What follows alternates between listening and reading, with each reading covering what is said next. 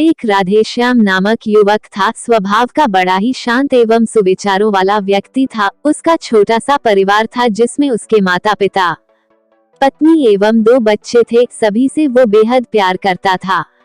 इसके अलावा वो कृष्ण भक्त था और सभी पर दया भाव रखता था। जरूरतमंद की सेवा करता था, किसी को डैक्ष नहीं देता था। उसके इन्हीं गुणों के कारण श्री कृष्ण उससे बहुत प्रसन्न थे और सदैव उसके साथ रहते थे। और राधेश्याम अपने कृष्ण को देख भी सकता था और बातें भी करता था। इसके बावजूद उसने कभी ईश्वर से कुछ नहीं मांगा। वह बहुत खुश रहता था क्योंकि ईश्वर हमेशा उसके साथ रहते थे, उसे मार्गदर्शन देते थे। राधेश्याम भी कृष्ण को अपने मित्र की तरह ही पुकारता था और उनसे अपने विचारों को बांटता था। एक दिन राधेश्याम के पिता की तबीयत अचानक खराब हो गई। उन्हें अस्पताल में भर्ती किया गया। उसने सभी डॉक्टर्स के हाथ जोड़े, अपने पिता को बचाने की मिन्नतें की, लेकिन सभी ने उससे कहा कि वो ज्यादा उम्मीद नहीं दे सकते और सभी ने उसे भगवान पर भरोसा रखने को कहा। तभी राधेश्याम को कृष्ण का ख्याल आया और उसने अपने कृष्ण को पुकारा। कृष्ण दौड़े चले आए। राधेश्याम ने कहा, मित्र, तुम तो भगवान हो, मेरे पिता को बचा लो। कृष्ण ने कहा, मित्र, ये मेरे हाथों में नहीं है। अगर मृत्यु का समय होगा तो होना तय है। इस पर राधेश्याम नाराज हो गया और कृष्ण से लड़ने लगा।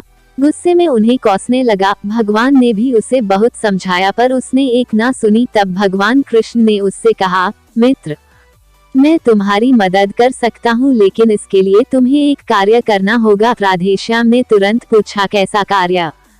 कृष्ण ने कहा, तुम्हें किसी एक घर से मुट्ठी भर ज्वार लानी होगी और ध्यान रखना होगा कि उस परिवार में कभी किसी की मृत्यु न हुई हो। राधेश्याम झट से हाँ बोलकर तलाश में निकल गया। उसने कई दरवाजे खटखटाए। हर घर में ज्वार तो होती, लेकिन ऐसा कोई नहीं होता जिनके परिवार में किसी की मृत्यु ना हुई हो। किसी का पिता, किसी का दादा, किसी का भाई, माँ, काकी या बहन। 2 दिन तक भटकने के बाद भी राधेश्याम को ऐसा एक भी घर नहीं मिला।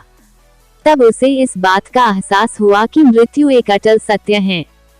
इसका सामना सभी को करना होता है, इससे कोई नहीं भाग सकता। और वो अपने व्यवहार के लिए कृष्ण से क्षमा मांगता है और निर्णय लेता है जब तक उसके पिता जीवित हैं उनकी सेवा करेगा। थोड़े दिनों बाद राधेश्याम के पिता स्वर्ग सिधार जाते हैं। उसे डैक्ष तो होता है, लेकिन ईश्वर की दी उस सीख के कारण उसका मन शांत रहता है। दोस्तों, इसी प्रकार हम सभी को इस सच को स्वीकार करना चाहिए कि मृत्यु एक अटल सत्य है। उसे नकारना मूर्खता है। डैक्ष होता है, लेकिन उसमें फंस जाना गलत है, क्योंकि केवल आप ही उस डैक्ष से पीड़ित नहीं है, अपितु संपूर्ण मानव जाति उस डैक्ष से रूबरू होती ही है। ऐसे सच को स्वीकार कर आगे बढ़ना ही जीवन है। कई बार हम अपने किसी खास के चले जाने से इतने बेबस हो जाते हैं कि सामने खड़ा जीवन और उससे जुड़े लोग हमें दिखाई ही नहीं पड़ते। ऐसे अंधकार से निकलना मुश्किल हो जाता है।